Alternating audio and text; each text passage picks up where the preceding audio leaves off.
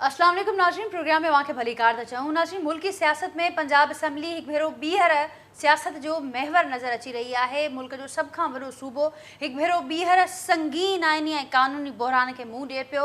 एक भेरो ॿीहर असां सूरत हाल ॾिसूं पिया त छा एक भेरो ॿीहर ही समूरो मामलो कानून ॾे वेंदो, अदालतुनि ॾांहुं वेंदो, उहो पिणु सूरत हाल अहिड़ी नज़र अचे पई, या जेका जंग हिन वक़्तु नज़र अचे पई हुकूमत ऐं ऑपोजिशन विच में सियासी जंग जो इख़्तिताम गवर्नर राज सां थींदो या असेंबली टुटण सां थींदो, केतिरा ई सवाल पैदा थिया आहिनि। ख़ासि करे अॼोके ॾींहं ते जॾहिं उतां जी ऑपोजिशन इहा ॻाल्हि कई हुई त असीं वज़ीर आला हाउस सील करे छॾींदासीं, जेतोणीकि बाद में राणा सनाउल्लाह साहिब हुन ॻाल्हि जी तरदीद कई आहे त हुननि अहिड़ो को बयानु न ॾिनो आहे। पर हुन पासे ॾांहुं इंतज़ारु थिए पियो। मोहनिस इलाही साहिबु चैलेंज बि कयो आहे घरू वज़ीर खे त असीं इंतज़ारु कयूं पिया, वज़ीर आला हाउस में मौजूदु आहियूं।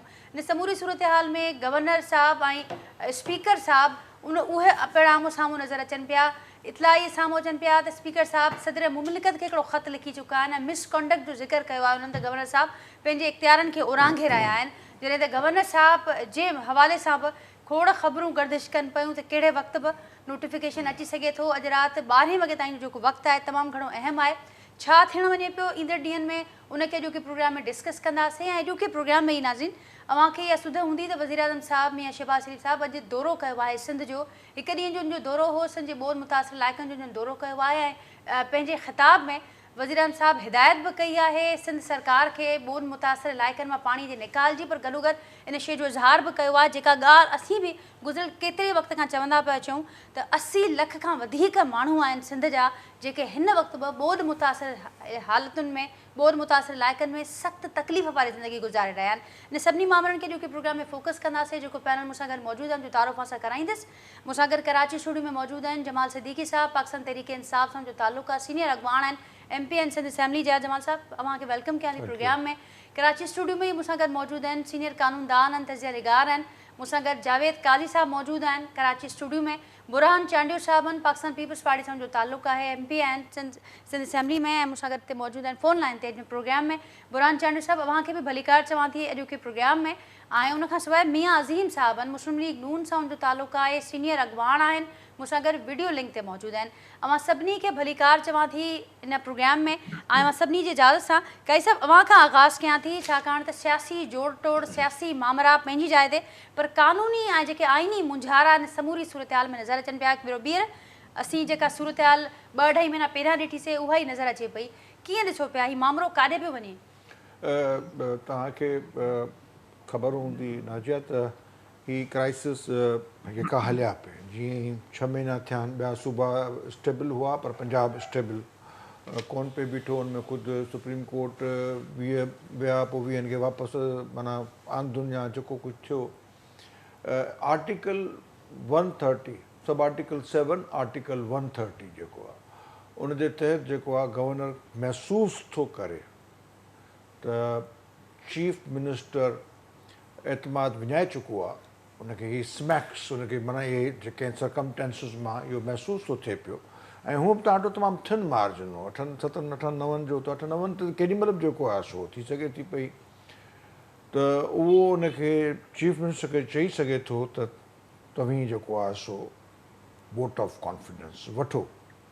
हाणे उन में वरी हिकिड़ो ऑर्डर 16 हो पुराणो, हाणे 22 आहे बयां थो, उहो आहे rules of business Punjab assembly. उनजे तहत जेको आहे सो अगरि उहो नथो वठे त पोइ जेको आहे सो हू माना गवर्नर साहिबु हुनखे डीनोटिफाई करे सघे थो। हाणे इन जे विच में 2 केसिस आहिनि, मूं वरी तव्हांजे करे पढ़िया। हिकिड़ो आहे मंज़ूर वटू केस ऐं ॿियो आहे साबिर शाह केस। सही। मंज़ूर वटू जे ज़माने में जॾहिं पाण चीफ मिनिस्टर हो त उनखे गवर्नर चयो राति जो सुबुह जो तूं वञी जेको आहे सो वोट ऑफ जेको आहे सो कॉन्फिडेंस वठि। त हाणे उन में रीज़नेबल टाइम जेको आहे हिकिड़ो फ्रेज़ आयो आहे। हाणे हिननि स्पीकर अॼु को चयो आहे त रीज़नेबल टाइम असांखे कोन ॾिनो वियो आहे, तंहिंजे करे आउं कोन थो कयां पियो। 3 ॾींहं 4 ॾींहं रीज़नेबल टाइम में अचनि था पिया। छाकाणि अगरि 16 कलाक जो हिसाबु किताबु कबो त हुन में त रीज़नेबल टाइम, ख़ुदि रीज़नेबल टाइम ते ई जेको आहे सो पंहिंजो लॉजिक जोड़ाइनि जा हू अचनि था पिया।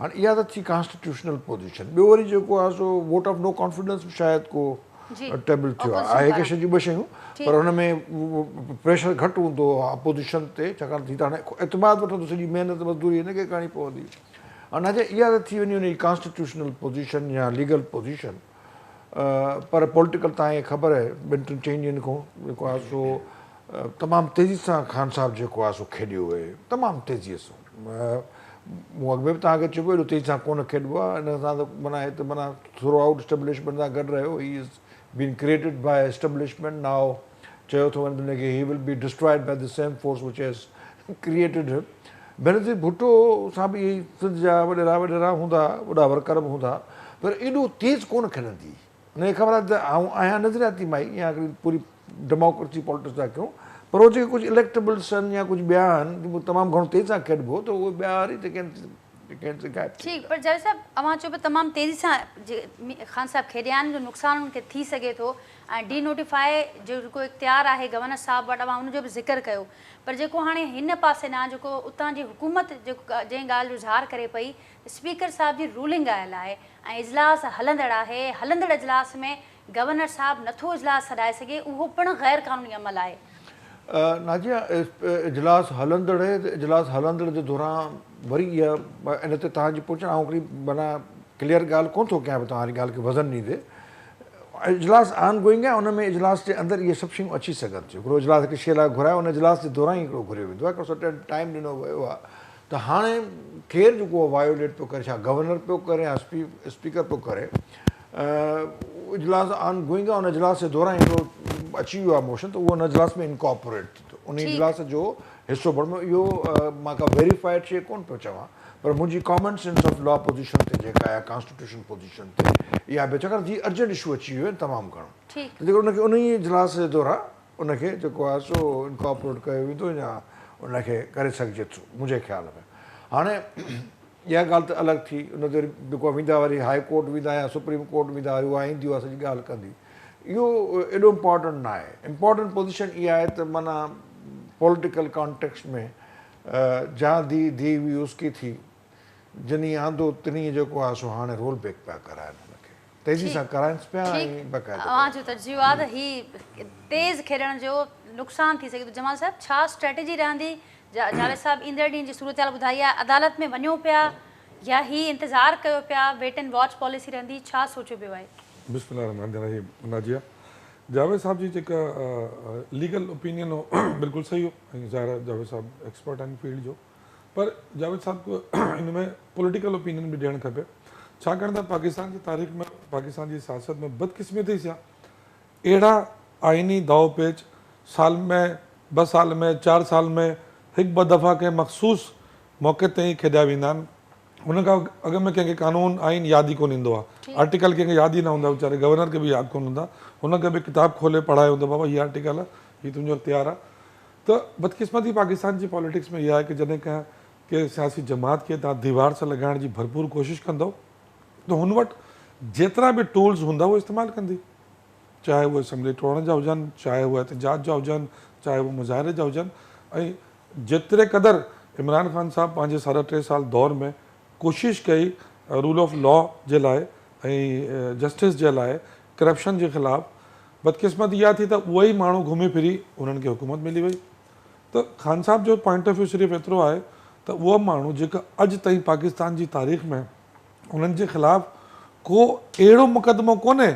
जंहिं उन को अहिड़ो कमु कयो हुजे पाकिस्तान जी सलामती जे लाइ या पाकिस्तान जे इस्तेहकाम जे लाइ जेको सियासी मुक़दमो हुजे अल्हम्दुलिल्लाह सभिनि जे मथां करप्शन जा ई केसिस आहिनि को अहिड़ो मोहम्मद बिन कासिम वारो केस कोन्हे की सिंध फतह कयो आहे त हुनखे ब्रिटिश दौर में केस ठही वञे आहिनि सभिनि ते करप्शन जा केसिस ऐं सालनि जा साल थी विया आहिनि पाकिस्तान जी हिस्ट्री में उहो हलनि था नवाज़ शरीफ़ पंहिंजे दौर में ज़रदारी साहिब जे ख़िलाफ़ु केस ठाहींदो आहे पीपल्स पार्टी पंहिंजे दौर में नवाज़ शरीफ़ जे ख़िलाफ़ु केस ठाहींदी हुई हाणे असां ॾिसूं पिया 22 करोड़ आवाम इहा पई ॾिसे त उहे ई 2 माण्हू गॾिजी वेही चवनि त इमरान ख़ान बुराए अच्छा, अगर असां सियासत में को अवां जे को इत्तेहादी पर- बि चवंदा जेतोणीकि प्यार बरक़रार आहे परवेज़ इलाही ऐं ख़ान साहब बिल्कुलु। पर हू बि चवंदा तव्हां मौसन कशी पिया कयो न न परवेज़ हाणे इलाही मौसम परवेज़ कशी जो इलाही के सिलसिलो तो मैं वधीक हलियो, परवेज़ इलाही के तो मैं साथ न ॾींदासीं। अधु कलाक पहिरियों ही ॿुधियो आहे जी मां उहो ज़िक्र कयो परवेज़ त इलाही प्यार के बरक़रार त हू आहे चए थो पर कि इख़्तिलाफ़ बि मैं आहिनि इमरान खान साहब का साथ हूँ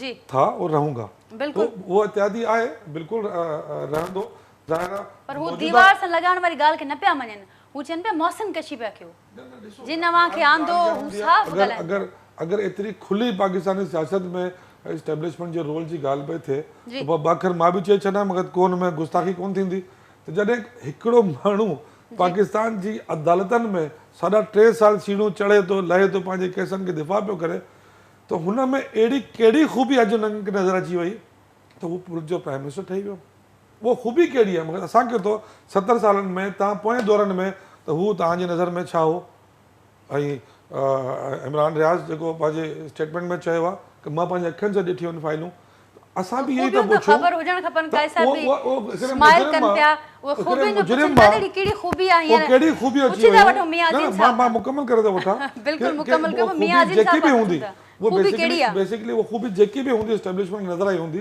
जी असां त अॼु बि इहे ई चऊं था त 3.5 साल अपोजिशन ही 12 जमातूं असांजे ख़िलाफ़ गॾिजी हुयूं ऐं हिननि जो मुतालबो हो त असां इम्पोर्टेड आहियूं असांखे लाइ इलेक्शन करायो वञे पोइ जॾहिं असां हटी विया आहियूं पोइ इलेक्शन छो नथा करायो असांजी त ठीकु। सिंगल डिमांड पर आहे हाणे असां तो त करप्शन जा चार्जिस जेके हिननि ते पिया अचनि उन ते पाकिस्तान तारीख़ में को बि एॾो रिकॉर्ड ख़तरनाक वजूद न न न न न जावेद साहब पंहिंजा अदाद शुमार दुरुस्त कयो त हू जेको करप्शन जी ॻाल्हि करनि पिया पोज़ीशन वारा तोशाखाना खां जी जी जी जी वठी बिल्कुलु तोशाखाना फराग गोगी, एग्री अलाए छा छा मां टीवी ते हलियल ऐलान चवंदुमि त आई एग्री तोशाखाना पर हू तोशाखाना जे कानून जे मुताबिक़ शइ परचेज कई वई ठीकु हाणे न, न, हाणे हिन साल जे आगाज़ में ट्रांसपेरेंसी गिफ्ट कयां मां तव्हांखे गिफ्ट कयां मां सेल कयां आई एम द ऑनर ठीकु जमा साहब हिकिड़ी ट्रांसपेरेंसी इंटरनेशनल रिपोर्ट बि आई हिन साल जे आगाज़ में जंहिंमें इहो ज़िक्र कयो वियो त करप्शन जा जेके दर्जा आहिनि पाकिस्तान तव्हांखे ज़रूरु यादि हूंदी उहा रिपोर्ट उहा तव्हांजे दौर में आई पर जमा साहब हाणे ही त ॻाल्हियूं हलंदियूं रहंदियूं ऐं मामला बि ईंदा रहंदा मुंहिंजो सुवाल उते जो उते रहिजी वियो उन जो जवाबु ॾियो त पोइ अॻियां वधूं गुफ़्तगू खे वधायूं त अॼु राति 12 वॻे ताईं ॿुधायो पियो वञे त गवर्नर साहिबु जेको डीनोटिफाई करण वारो मामिलो आहे उहो अॻियां थी सघे थो वधी सघे थो ऐं इहे बि इतला हुआ त स्पीकर साहिबु हिकिड़ो सदर मुल्क ते ख़त बि लिखी चुका आहिनि स्ट्रेटेजी छा आहे पाकिस्तान तहरीक इंसाफ़ जी ॾिसो पाकिस्तान तहरीक इंसाफ़ जी स्ट्रेटेजी उहा आहे जेका असां ऐलान कई आहे त 23 तारीख़ ते इजलास थींदो ऐं हुन में असां असेंबली जेको आहे असेंबली डिज़ोल्व करण जो ऐलान 23 ते कंदासीं असांजी सिंपल स्ट्रेटेजी आहे पर तव्हां सिर्फ़ु इहा ॾिसो की जेको हिन महिल पाकिस्तान पर हाणे कीअं पर बदतरीन उनखां अॻु जेकॾहिं उनखां अॻु जेकॾहिं उते ई थो अचां जी। त हाणे जेको पाकिस्तान बदतरीन माशी सूरत हाल मां गुज़रे पियो बिकॉज़ ऑफ त बदतरीन पॉलिटिकल सूरत हाल जंहिं मुल्क में हूंदी हुनजी माशी सूरत हाल बि ईअं हूंदी अगरि हिन सूरत हाल में नून लीग जी हुकूमत गवर्नर जे ज़रिए के कानून सां खेॾण जी कोशिशि कई ऐं सियासी को भौचाल आणण जी कोशिशि कई त पाकिस्तान जी पॉलिटिकल सिचुएशन अञा ख़राबु थी वेंदी जेका पाकिस्तान जा बिज़नेस इदारा आहिनि पाकिस्तान जी जेकी इकोनॉमी आहे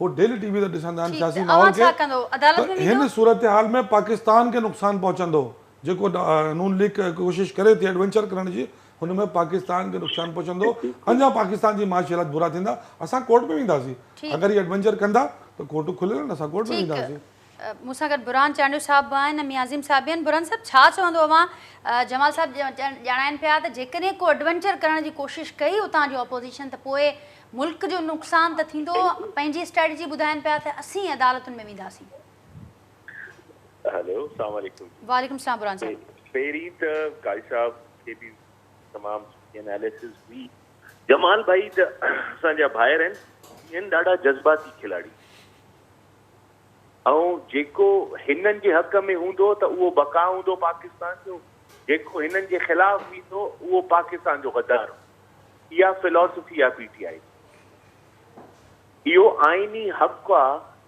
हर असेंबली जो द वोट ऑफ कॉन्फिडेंस हर CM खे केॾी महिल बि कॉल थी सघे थी आइन में आहे उन जी जवाज़ आहे ही कनि सही आहे EDM करे ग़लति आहे हिननि वारो चौधरी सरवर जा बयान सिटिंग गवर्नर जा अवां वटि पाण हूंदा जेके हुन ॿुधाया हूंदा न्यूज़ ते ऑन रिकॉर्ड चौधरी साहब सरवर जॾहिं गवर्नर पंजाब हो त हुन छा बयानात ॾिना हुन खां कहिड़ा फ़ैसिला कराया हिननि उहे पाकिस्तान जे बका में हुया हाणे वारा फ़ैसिला पाकिस्तान जे बखा में न आहिनि, छाजे करे जो इन्हनि जे हक़ में न आहे। सॉरी टू से जमाल भाई, न इन शइ खे पर्सनली वठे, न का ॻाल्हि करे। जॾहिं बाजवा साहब जो ज़िक्र हलियो पे, हिननि जी हा थिए पई त सही हुयो, हाणे बाजवा साहब बि ग़लति आहे। इस्टेब्लिशमेंट न्यूट्रल जे हिननि जे पासे ॾांहुं त ठीकु आहे, जे हिननि खां ख़िलाफ़ आहे त उहा न्यूट्रल न आहे। एक्चुअली ही पंहिंजी हार मञण या सियासी दावपेच हिननि खे अचणी कान थी। ही सियासी माण्हू ई न आहे, न इहा सियासी का पार्टी आहे। ठीक, पर बुरहान साहब अॼु चौधरी परवेज़ इलाही साहब जे बयाननि खां पोइ त ही वरी हिकु भेरो ॿीहर कंफर्ट ज़ोन में वेंदे नज़र अचनि पिया। साम्हूं चौधरी साहब बयान छा ॾिनो त बाजवा साहब जा एहसान आहिनि जी, ॾिसो न। ऐं हू छा पियो चवे इमरान ख़ान साहब, चौधरी साहब जे बयाननि में ऐं उन्हनि में वॾो फ़र्क़ु आहे। ऐं हिननि सॉरी टू से हिननि कयो छा आहे 6.5 साल? What have they done? They have done nil and zero. हिननि का मुआशी पॉलिसी कोन आणे सकिया। जॾहिं इमरान ख़ान साहब पहिरीं जॾहिं त मुंहिंजो फाइनेंस मिनिस्टर असद उमर आंदई, ॿियो आंदई, टियों आंदई, वरी उहे हफ़ीज़ शेख साहब आयो। हफ़ीज़ शेख साहब पीपल्स पार्टी जो फाइनेंस मिनिस्टर हो त ग़लति हो, जे पीटीआई जो फाइनेंस मिनिस्टर हो त पोइ सही हो। ठीक, एक्चुअली हिननि वटि का न टीम आहे, न का हिननि वटि सॉरी टू से का स्ट्रेटजी आहे, न को हिननि वटि को रूल ऑफ लॉ आहे, न का हिननि वटि का कंहिं क़िस्म जो न हिननि सां ॻाल्हाए सघिजे थो। बिकॉज़ हिननि जे फ़र्दे आहे त इहो ई आहे, सुबुह जो हिकिड़ो बयानु ॾींदा, शाम जो ॿियो न। भला हिन महिल बि हिननि जो सदर वेठो हो न, वाए अलवी साहब मुलाक़ातूं कयूं, छो अलवी साहब हर शइ खे कयो, उनी महिल आइन ऐं हर शइ यादि हुई हिननि खे। हाणे जॾहिं हिननि जे का शइ हक़ में नथी अचे त अच्छा इहो ई परवेज़ इलाही साहब खे 10 सीटुनि वारे खे सीएम करे सघनि था, जे हो 100-150 वोट वारा जेके से वोट ऑफ नो कॉन्फिडेंस विझनि था ऐं पीपल्स पार्टी कटी, त उहे ग़लति आहे। ठीक बुरहान साहब, पर हाणे जेका सूरत-हाल आहे हू अदालत में वञण जो ऐलान करे चुका आहिनि। इहो बि ॼाणाइनि पिया त जेकॾहिं डीनोटिफाई थिए थो अॼु कंहिंखे अदालत आहे, अदालत में पेश कबो त पोइ मामलो त लिंगर ऑन थींदे नज़र अचे पियो। पोइ ज़रदारी साहब खे आसरो किथां मिलियो आहे जो हू चवनि पिया त हमज़ा ऐं बिलावल साहब में को फ़र्क़ु कोन्हे, नहीं ॾिसो न, ऐं हू ॼाणाइनि पिया त पंजाब जी वॾी वज़ारत खे किथां आसरो मिलियो आहे। नंबर सवाल जा बि पूरा न आहिनि। जे नेशनल असेंबली में हिननि जा पंहिंजा ई पीटीआई वारा वोट ॾियण न आया हिननि खे। अलाह ख़ैर कंदो, सियासत आहे, सियासत करण जो सभिनि खे हक़ आहे।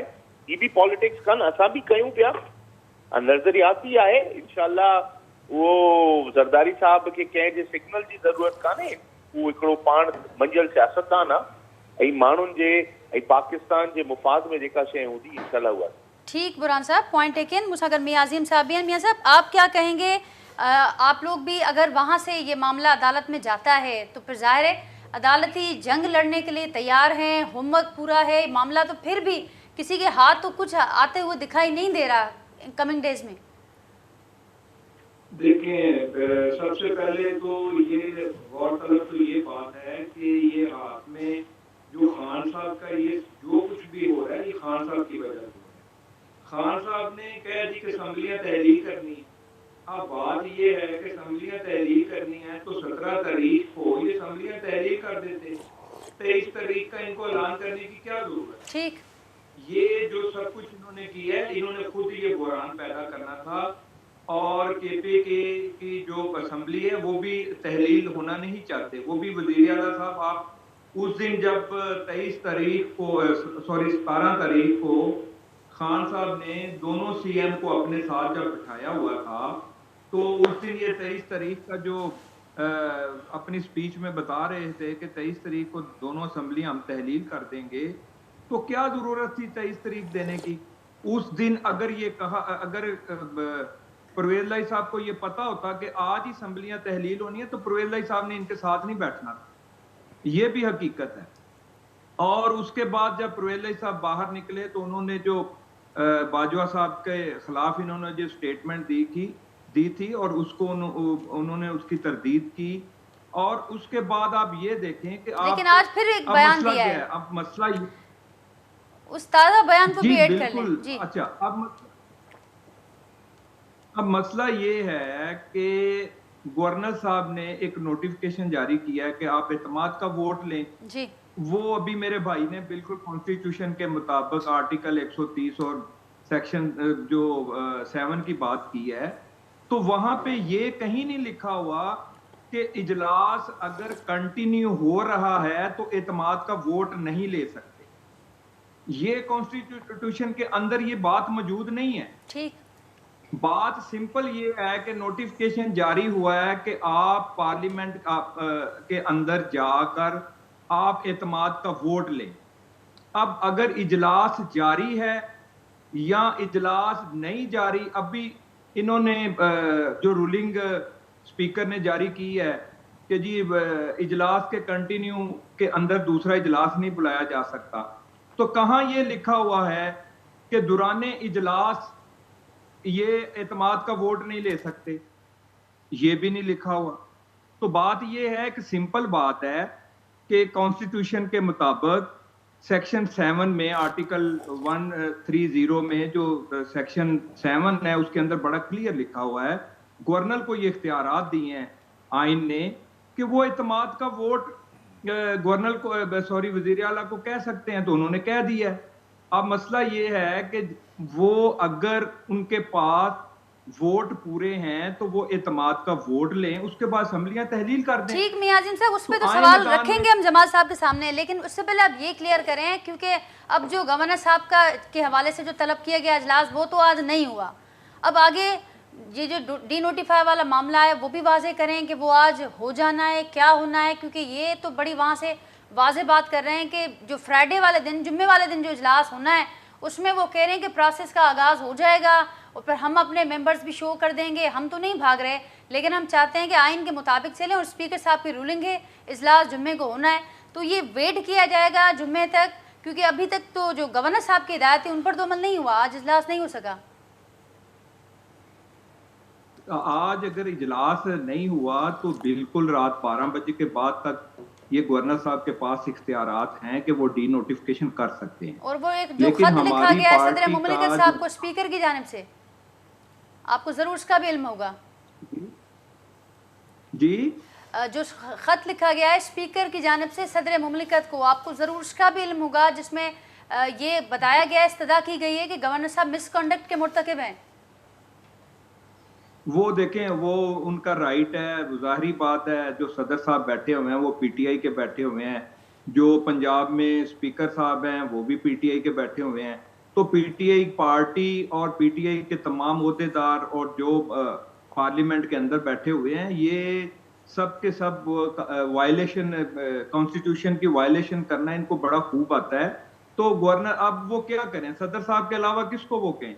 अब बात ये है कि वो सबसे पहले उनको ये चाहिए था, जुम्मे तक उनको इंतजार करने की क्या जरूरत है, उनको ये चाहिए था आज ही इजलास, आज ही वजीर आला साहब तशरीफ लाते पार्लियामेंट के अंदर पंजाब में और आके वहां पे वो एतमाद का वोट लेते, वोट लेने के बाद वो तहलील कर देते पंजाब असेंबली को। ठीक है, जवाब लेते हैं जमाल साहब छो भरिए पई पाकिस्तान तहरीक इंसाफ एतमाद वोट वठण खां मेंबर्स भी पूरा हैं। अजीम साहब बोर थी उर्दू में, उर्दू में गला है चाहो जी जी जी अजीम साहब, आपकी आसानी के लिए मैं उर्दू में बात कर लेता हूँ। देखिए, जो आप कह रहे हैं कि जी क्या कबाहत थी वोट लेने में, पंजाब असेंबली के 186 मेंबर चाहिए ना वोट लेने के लिए। अब आपको इतना टाइम देना चाहिए था कि 186 लोगों को जमा करना, उसमें से 15 लोग तो मुल्क में नहीं है, ठीक है, सेशन चल भी रहा है, आपके सामने है मेंबर्स की गिनती। और जहाँ तक आप स्पीकर की बात कर रहे हैं, हाउस का कस्टोडियन स्पीकर होता है। स्पीकर ने एक दिन पहले बिजनेस इशू करना है कि जी कल इजलास है और कल का बिजनेस ये है, तो स्पीकर ने इजलास ही कॉल नहीं किया, स्पीकर ने बिजनेस इशू नहीं किया, तो मेंबर किस बुनियाद पे आएंगे? जहाँ गवर्नर के इख्तियारात हैं वहाँ हाउस का कस्टोडियन स्पीकर भी है, उसके भी इख्तियारात हैं। अब आप कहते हैं जी स्पीकर क्योंकि पीटीआई का है और सदर मुमलिकत क्योंकि पीटीआई का है, तो मैं भी तो यही कह रहा हूँ कि गवर्नर पंजाब क्योंकि नून लीग का है तो वो भी इस तरह की बारीक बीनी से क्या मुजाहरा कर रहा है। मैं आपको सिर्फ ये समझाना चाह रहा हूँ कि देखें, जिस पॉलिटिकल सिचुएशन में मुल्क खड़ा हुआ है और जिस बदहाल माशी सूरत हाल में मुल्क खड़ा हुआ है, आपकी माशी स्टेबिलिटी कभी नहीं आएगी आप एक और जो एडवेंचर करने जा रहे हैं, मैं मुकम्मल कर लूँ अजीम भाई मैं मुकम्मल कर लूँ, वाहद एक शख्स की वजह से अजीम भाई मुकम्मल कर लूँ, अजीम भाई मुकम्मल कर लूँ मैं, फिर आप कीजिएगा। तो जो बदहाल माशी अनस्टेबिलिटी मुल्क में आई हुई है, आप पिछली पॉलिटिकल अनस्टेबिलिटी को देखते हुए मजीद एक और एडवेंचर करने जा रहे हैं, उसके बाद आप कहाँ खड़े होंगे? आपके पास कोई नैरेटिव नहीं है, आपने सिर्फ इमरान खान के खिलाफ जो मुमकिन हो सकता है आप वो करना चाहते हैं। आपसे पूछे कि मुल्क में महंगाई बहुत है, आप कहते हैं तोशा खाना। आपसे कहते हैं जी मुल्क में डॉलर खत्म हुआ, आप कहते हैं घड़ी। आपसे कहते हैं जी दर्जनों हजारों कंटेनर पोर्ट पे खड़े हुए, आप कहते हैं तोशा खाना। हम कहते हैं जी मुल्क में लोग मर गए बेरोजगारी में, आप कहते हैं तोशा खाना। अरे भाई आप रियासत हो, आप अपने हिस्से का काम क्यों नहीं करते? मैं आपसे कह रहा हूं कि उस आदमी ने तोशा खाना के कवरेंट के मुताबिक घड़ी खरीदी। अब मैं घड़ी खरीद के अजीम भाई आपको गिफ्ट कर दूं, मैं काजी साहब को गिफ्ट कर दूं, मैं नाजिया को गिफ्ट कर दूं, मैं बेच दूं, मेरी मर्जी। मैं उसमें कोई इरेगुलरिटी नहीं है। मैं आपको समझाना चाह रहा हूं कि आप घड़ी और तोशा खाने से बाहर निकले। मुल्क में और बहुत सारे मसाइल हैं, आप अपने मसाइल को देखें। आपके दो वजीर खजाना आपस में लड़ रहे हैं, एक कहता है कि मैं बचा लूंगा, दूसरा कहता नहीं बचा पाऊंगा, दूसरा कहता है कि डुबा देगा मुल्क को। आप बहैसियत रियासत अपनी जिम्मेदारियों को देखें, आप घड़ी और तोशा खाना के पीछे ना छुपे। आपने मुल्क का भट्टा बैठा दिया, मुल्क की इकोनॉमी को आपने सत्यानाश कर दिया, मुल्क दिवालियापन के करीब पहुंच गए, आप तोशा खाना पे खड़े हुए। तोशा खाना यही है, कहीं नहीं जा रहा। ये वही तोशा खाना है जिससे मियां नवाज शरीफ साहब ने BMW ली थी, जिसमें जरदारी साहब ने भी उसमें गाड़ी ली थी, उनका हिसाब तो ले लें पहले। बात ये है कि आप तोशा खाना की बात अगर आप उससे आगे चले, मैंने पैसे देके गिफ्ट लिए, मेरी मर्जी जो करूं। चलें, मुल्क को देखें, मुल्क बर्बाद हो रहा है। जो आज इसकी भी थोड़ी सी आईन कानूनी हैसियत जरूर कैसा सामने आनी चाहिए। अहम चीज ये ये मेरा है कि जो तोहफा और मेरी आज मर्जी। स्पीकर साहब ने जो खत लिखा है प्रेसिडेंट साहब को, वो किस आइन के किस क्लॉज, किस रूल्स ऑफ बिजनेस के किस रूल के तहत लिखा? ये तो एक आवारा खत है स्पीकर साहब का। नहीं आवारा खत नहीं है। बोल देते सर, आप देखिए ना, आप स्पीकर के इख्तियारात को आवारा ये ज्यादती है स्पीकर के इख्तियारात, उसकी खत की कोई भी आइन हैसियत नहीं है। स्पीकर के इख्तियारात को आवारा इख्तियारात कह रहे हैं। खत कानून में ऐसी कोई गुंजाइश मौजूद नहीं है। आईनी हैसियत नहीं है, ठीक। वो एक खत है उसने लिख दिया है, ठीक है ना? बताते जिन्होंने नोटिफिकेशन जारी किया है, तो ठीक। सदर साहब और ने तो नहीं उस पर अगर notification कोई जारी नोटिस किया। होता है काई साहब, उस पर अगर कोई एक्शन होता है तो फिर उसकी कानूनी हैसियत नहीं उसकी होगी। भी कोई कानूनी हैसियत नहीं है। स्पीकर साहब को, प्रेसिडेंट साहब को खत लिखा है, प्रेसिडेंट साहब ने स्पीकर से बात की, उसका कोई भी हैसियत नहीं है। वो फला चीज़ को इन्वोक करते हुए मैं आपसे ये करता हूँ, ये वाली बात नहीं है, ठीक है ना? इस वक्त सेंटर पॉइंट पे गवर्नर आ चुके हैं। ठीक। अब एक चीज़ हो सकती है कि वो आया नोटिफिकेशन के बाद, डी नोटिफाई करने के बाद, क्या परवेज इलाही साहब को ये कह सकते हैं कि आप तावक्ते के नया चीफ मिनिस्टर हाउस इलेक्ट करें, तब तक आप कंटिन्यू करें? या फिर वो ये भी कह सकते हैं कि आप नहीं, आप चलें, ठीक है ना? हम जो है इस वक्त जो है वो गवर्नर राज लगाते हैं 3 दिन के लिए, जब तक ये हो। तो थिंग इज दैट कि पंजाब जो है इस वक्त आईनी बहरान में बहरहाल चला गया है। और कैसा अगर ये डी नोटिफाई वाला जो मामला है जो आपने बताया, इस पर रोशनी डाली कि खत की कोई कानूनी हैसियत नहीं है, लेकिन अगर ये मामला कल पाकिस्तान तहरीक इंसाफ कोर्ट में ले जाती है, फिर उसके बाद क्या देख रहे हैं? अब कोर्ट से कुछ नहीं मिलना। ठीक। कोर्ट से जहाँ तक मैं देखे, मैं कोर्ट से मिलेगा, भाई मंजूर वट्टू केस पड़ा हुआ है, साबिर शाह केस पड़ा हुआ है ना। मंजूर वट्टू केस में कहा रीजनेबल टाइम देना था, क्योंकि मंजूर वट्टू केस में गवर्नर साहब ने कुछ 16 घंटे दिए थे उसको, तो यहाँ पे कम से कम 3 दिन तो दिए हैं ना। जो मुल्क में नहीं है तो सर आप मुझे बोलने दें सिद्दीकी साहब, मैं को करता हूँ, आप मुझसे लड़े, मुझसे तो ना लड़े। मैं आपसे बता रहा हूं, अगर मामला कोर्ट में भी चला तो जाता है तो कोई वो- बात नहीं वो है। जो मामला है, कोर्ट में चला जाएगा तो क्या होगा, हाँ, 2-3 दिन के लिए ठीक। इनको स्टे मिल जाएगा। उनके हिस्से में क्या आ लेकिन सकता है? कॉन्फिडेंस का वोट कैसा इनको फिर भी उनके लेना हिस्से में पड़ेगा। क्या आ सकता है? आपने कहा ये नादिर, आप मामला तो देखें, अदालतों में जाएगा ही गेम जाएगा। चेंज हो गई है। दो जो दिन ले मेंबर्स लेते हैं हैं, 3 असेंबली दिन ले के, लेते हैं, तो हमें सूबाई तो कोई असेंबली फर्क के, नहीं पड़ेगा। वो जाके नहीं ले है इनके पास। और लेने के बाद 190 मेंबर्स नहीं है, 30 गायब हो चुके हैं।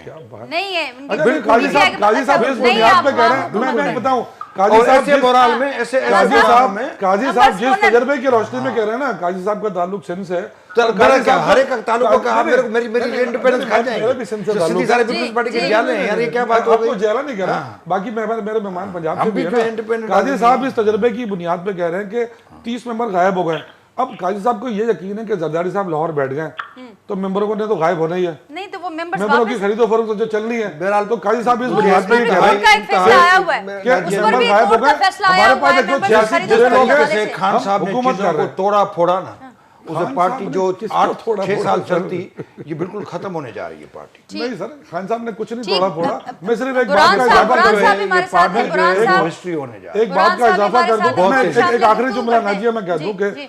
जो मेरे भाई काजी साहब ने कहा कि ये जो आवारा खत लगा इसकी कोई हैसियत नहीं है, कानूनी हैसियत नहीं है। कानूनी हैसियत नहीं है, बट मैं सिर्फ ये बताना ये चाहता वो हूं, नहीं होता जो लगड़ वो बचपन में हम वो हाँ, जहाज पानी का में जहाज फेंकते उड़ाते थे, हैं, कागज का जहाज। लेकिन मैं आपको ये वो बता कागज का दूं, जहाज फेंका। लेकिन मैं नहीं, आपको वो ये बता दूं आगे कि ये कह रहे हैं कि अदालतों से भी कुछ नहीं मिल मैं रहा। आपको ये बता दूं कि खत जिसको लिखा है जी, वो पानी का जहाज नहीं उड़ाएगा, वो जिसको खत लिखा है उसको जहाज आइन ने जो- वो इख्तियार दिया है जो- कि वो सजाए मौत के कैदी को भी माफ कर सकता है। जो उनको ये मदद ध्यान में मिलनी रखें थी आप, ना, जो ये उनको खत मदद लिखा मिलनी थी किसको ना, है? वो बेचारे चले गए। काजी साहब आपको ये याद होना चाहिए एक को तो वो कि बुरा जिसको भला खत कहते लिखा है हैं, उसके एक जो- इख्तियारात क्या है, वो पाकिस्तान जिन्होंने का सुप्रीम इनको कमांडर है। संभाला ठीक रखा वो बेचारे चले गए। अरे सर हमारे राब्ता पास मुंतका हो हमारे गया है, पास अब ये 22 बेचारे करोड़ बैठे अवाम हुए है, हैं कि कुछ हमारे होगा, पास 22 देखते करोड़ होता है अवाम नहीं है होता। ठीक, और हम ठीक। अवाम की ताकत से ये मुल्क में जो इस ठीक, वक्त सियासी सूरत ठीक हाल है, आप देख बुरहान रहे साहब हैं, को शामिल जो गुफ्तगू करने हुकूमत से हमारे घबराई बड़ी हुई अहम बात कर रहे है, हैं। ये बुरहान असेंबलियां साहब, तोड़ने के नए नए कानून ढूंढे जा रहे हैं किताबों से निकाल के, ये घबराहट बहरहाल की तो आप क्या है? आवाम की ताकत से नहीं आए, अवाम की ताकत से यहाँ और दोबारा अवाम की ताकत से आएंगे आप इंशाल्लाह। आए हैं, आप आए ठीक चोर है। फिर दरवाजे। दोबारा आएंगे। बुरहान आरटीओ साहब, सिस्टम की जमात पैदावार साहब जी है। ॻाल्हि फिर मां दोबारा ज़रूरु ॿुधी आएंगे। हूंदी हुन सां गॾु गॾु मियां साहब ऐं काजी साहब जो मौक़िफ़ जमात साहब ॻाल्हि अहम कनि पिया त जेको ख़त आहे हुनजी कानूनी हैसियत हुजे न हुजे, पर जंहिंखे उहो लिखियो वियो आहे यानी सदर पाकिस्तान, उन्हनि वटि तमामु घणा इख्तियार आहिनि। हिन सिचुएशन में बि उहे पंहिंजा कार्ड्स जो ज़िक्र कनि पिया।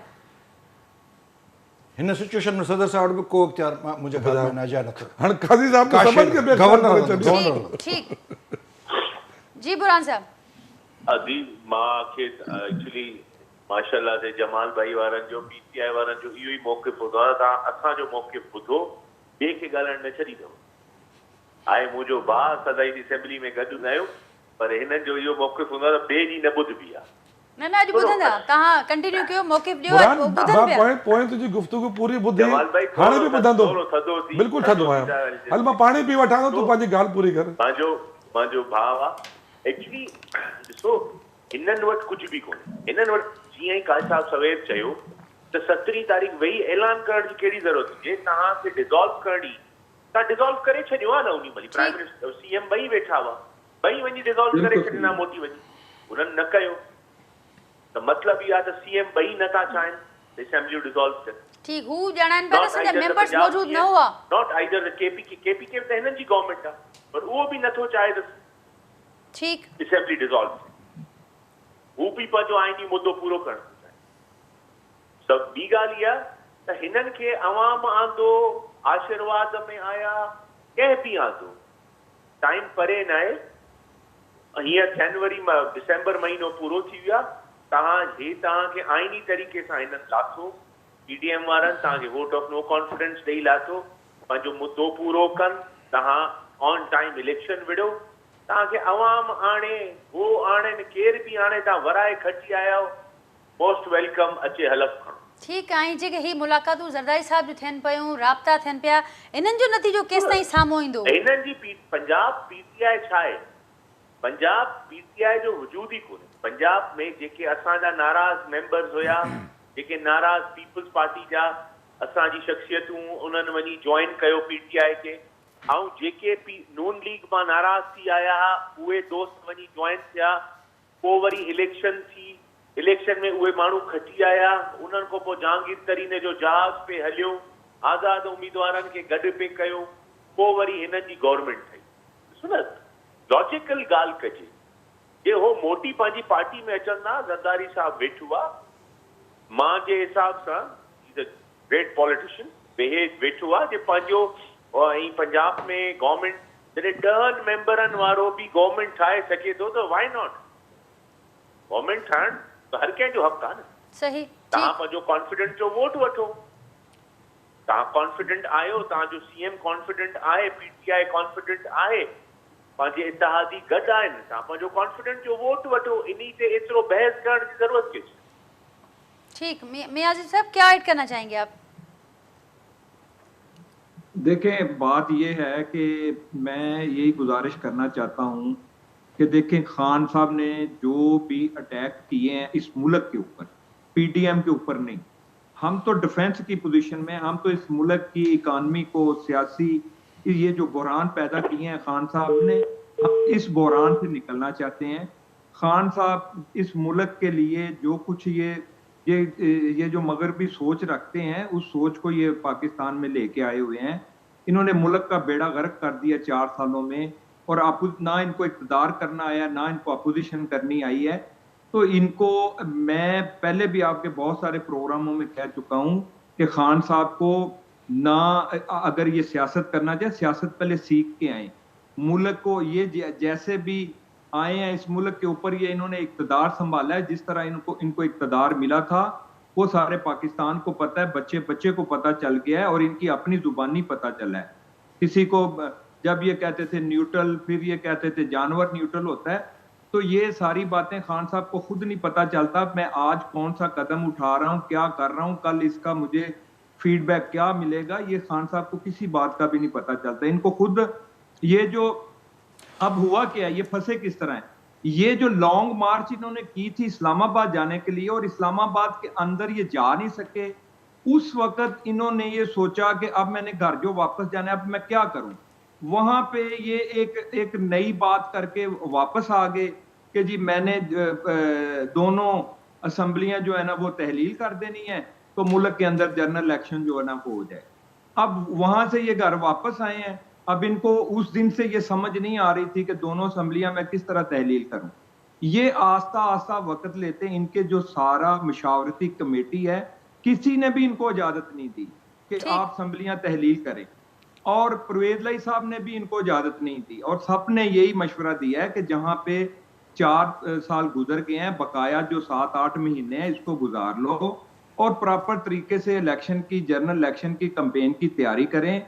और इसी में पीटीआई की भी बेहतरी थी, इसी में मुल्क की भी बेहतरी। ठीक है मियां साहब, अब ये आ गए कि पंजाब, ठीक मियां साहब आपका पॉइंट आ गया, और आखिरी चंद मिनट है मेरे पास, तो हमने एक और इशू भी कहा था। बुरहान साहब से तो राब्ता मुनक़ते हो गया, वो शायद चले गए हैं, वो होते तो वो ज़रूर अपना मौक़िफ़ रखते। पर जमाल साहब अॼु ही जो मामलो हले पियो ऐं ज़रूर असांजी डिस्कशन ऐं फॉलोअप बि न त जारी रहंदा, सूरत हाल वाज़े थी वेंदी। पर अॼु हिकु डेवलपमेंट नज़र आई त वज़ीर आज़म साहब सिंध जे दौरे ते आया, ख़ासि करे खैरपुर जो उन्हनि विज़िट कयो ऐं उते उन्हनि जेका ख़िताब कयो उन में ज़रूरु अवां बि ॿुधो हूंदो त 80 लख हाणे माण्हू असेंबली में वेठा हो, अवां उते ज़रूरु सिंध असेंबली में सिंध सरकार ॿुधाईंदी रहंदी आहे, प्रेस ते बि।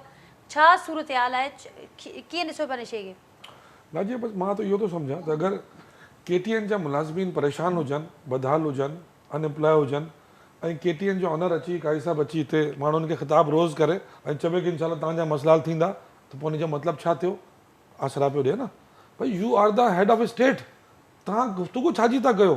मां त हैरान आहियां कि सिंध जी हर सड़क जे किनारे पूरी बस्तियूं आबाद आहिनि, भला हुन इलाइक़े जा MPs MNS इहो कोशिशि नथा करे सघनि त पंहिंजे माण्हुनि खे जेकी बि ज़मीन ख़ुशि थी वई आहे हुते उन्हनि खे शिफ्ट करणु। 80 लख त वज़ीर आज़म साहब कोट पिया कनि, उन खां अॻु 80 लख सिंध जा माण्हू आहिनि। पर सवाल इहो थो थिए त हीउ ॾिसो, हीउ गैर फितरी इतिहाद आहे नून लीग पीपल्स पार्टी जो न, हिकिड़ी फॉर्मेलिटी जे लाइ प्राइम मिनिस्टर आयो, हमदर्दी करे वियो, बेसिक सूर त इहे सिंध गवर्नमेंट जो आहे, हीअ पीपल्स पार्टी गवर्नमेंट जी तकलीफ़ आहे। त तकलीफ़ में केरु आहे? सिंध जी अवाम तकलीफ़ में आहे। ऐं हाणे तव्हांखे 5 महीना थी चुका आहिनि, 6 महीना, सर्दी अची वई आहे, रोड जे किनारे वही माण्हू वेठा आहिनि, खाइण जे लाइ मानी कोन्हे, मथे हुनजे टेंट कोन्हे, विझण जे लाइ कंबल कोन्हे, अॼु बि उहे माण्हू साॻी पोज़ीशन में आहिनि। त हीअ ज़िमेदारी सिंध हुकूमत जी आहे। ऑपोजिशन में आयो मां त असेंबली जो जेको सेशन मेंबर्स असांजा मौजूद आहिनि, त ही सिंध जी ऑपोजिशन जो हिन सिलसिले में छा किरदार रहियो आहे, छा कयो? हाणे असेंबली में 4 ॾींहंनि जो हिन बोर्ड जे मथां हिकिड़ो स्पेशल सेशन थियो 4 ॾींहंनि जो, ऐं मां पंहिंजी गुफ़्तगू में सिर्फ़ु इहो चयो कि साईं तव्हांखे जेको असां सलाह ॾियूं था, तव्हांखे तो घर वेठे हर शइ जी निशानदेही मिली थी वञे, तव्हांखे त रुॻो सॉल्व करिणो आहे, पर थोरो इंट्रस्ट त वठो। सिंध जी आवाम जहिड़ी तकलीफ़ में आहे, सिंध दिसंबर जो महीनो अची वियो आहे, हू ओड़ा जा ओड़ा वीचारा रोड जे किनारे वेठा आहिनि, पोइ इन्हनि जो वाली वारिस केरु आहे? पोइ वोट वठण जे लाइ त हिकिड़ो मिनिस्टर चए थो कि हा असांखे वोट ॾींदा, असांखे हुकूमत ठाहींदा। भाई तव्हां वठो वोट, हुकूमत भले ठाहियो, हिन ग़रीबनि जो ॾोह कहिड़ो आहे? लखनि डॉलर तव्हां डोनर कॉन्फ्रेंसूं करे करे सॼे दुनिया खां लख डॉलर तव्हां हासिलु कया आहिनि, को $1 बि मुंहिंजे सिंधी माण्हू खे मिलियो आहे? हुन ते त रुपयो कोन पहुता हू तो अज भी जेको 5 महीना पहिरियों हालत हुई वो अज भी अहिड़ी हालत में ठीक पर अफ़सोस आहे जमाल हिन साहब, जो केर वाली वारिस पर आहे अफ़सोस आहे जमाल साहब, काई साहब बि हलंदे काई साहब हाणे जिन जो ज़िक्र कनि था त को त वाली वारिस थिए न ॾुखियो आवाम जो त जेके हाणे इक़्तिदार में आहिनि उहे इक़्तिदार बचाइण में लॻल आहिनि ऐं हे हास हे हुन जो उसूल में लॻल आहिनि। आवाम त वेठल आहे, सिंध हुजे बलूचिस्तान हुजे। जेके पाकिस्तान जा पॉलिटिकल क्राइसिस आहिनि उन रियल इशू खे जेको ॾाढो नुक़सानु पहुचायो, शदीद नुक़सानु पहुचायो। ॿी ॻाल्हि इहा त जेका गवर्नेंस आहे उन पीपल्स पार्टी इंतिहाई मायूस कुन सूरत हाल रही ऐं इन में टी ॻाल्हि इहा आहे त ख़ुदि जेके ब्यूरोक्रेसी मुख़्तियारकारनि जे घरनि मां इहे टेंट मिलिया आहिनि, हे मिलिया आहिनि, हो मिलिया आहिनि ऐं पर हिकिड़ी जेका अहम शइ आहे त जेको अॼु वज़ीर आज़म चई वियो आहे 80 लख माण्हू आहिनि ऐं जेका वरी एशियन वर्ल्ड बैंक जेको $1.6 बिलियन जेको पैकेज आयो आहे त we get the big amount from that chunk, त इन में असांजी एप्रिसिएशन आहे। पर ॻाल्हि इहा आहे त इहे सभु स्टेक होल्डर्स जेके सिंध जा आहिनि उहे सभु जेके आहिनि से गॾिजनि ऐं उन में वेही जेको आहे सो उन में ट्रांसपेरेंसी अचे त जीअं माण्हुनि खे जेको आहे सो रिलीफ मिली सघे। नाजिया इंतिहाई ॾुखाईंदड़ दिलि ॾुखाईंदड़ सूरत हाल आहे, ॿारनि जा स्कूल ड्रही विया आहिनि ऐं टेंटनि में माण्हू वेठा आहिनि ऐं बीमारियूं आहिनि जेके आहिनि वञनि कोन थियूं पियूं। ॿियो पाणी जेको आहे ईअं हो जेको ईअं माना जीअं जिन जो सायो हुजे, भूत हुजे, को हे वॾो हिन इलाइक़े जो आहे उहो वेठो पाणी खे रोके, हो वॾो हिन इलाइक़े जो आहे वेठो रोके ऐं सभु ॾेढा पाकिस्तान पीपल्स पार्टी में वेठा आहिनि। मिसाल दैट इज़ वेरी अनफॉर्चुनेट। ठीकु आहे साहब, वरी महिरबानी मुंहिंजी जमाल सिद्दीकी साहब, मियां अज़ीम साहब, बुरहान चांडू साहब नाज़रीन सां गॾु मौजूदु हुआ। तमामु अहम ॻाल्हि कई काई साहब, हुन सां ई प्रोग्राम खे एंड कंदासीं। जेका ॻाल्हि काई साहब कनि पिया त पॉलिटिकल क्राइसिस जे करे रियल जेके आवाम जा इशूज़ आहिनि उनखे तमामु घणो धकु लॻो आहे, तमामु घणो नुक़सानु थियो आहे ऐं पॉलिटिकल वेड़ जारी रहंदी नाज़रीन, मामला हलंदा रहंदा, पर जेके आवाम आहे उहो इन आसिरे ते ई चूंडे करे मथे पहुचाए थो इक़्तिदारी वारनि में सभी माण्हुनि खे त हू असांजे बारे में सोचींदा, पर जॾहिं इक़्तिदार में अचिजे थो त पोइ उहे मामला तमामु पोइ था रहिजी वञनि। उन्हनि ते न ध्यानु ॾियण जी ज़रूरत आहे। जो की प्रोग्राम में एतिरो ई, पंहिंजो फीडबैक असांखे ज़रूरु आगाह कजो। वरी मां सां जल्द मुलाक़ात थींदी, तेसिताईं ॾींदा इजाज़त। अल्लाह हाफ़िज़।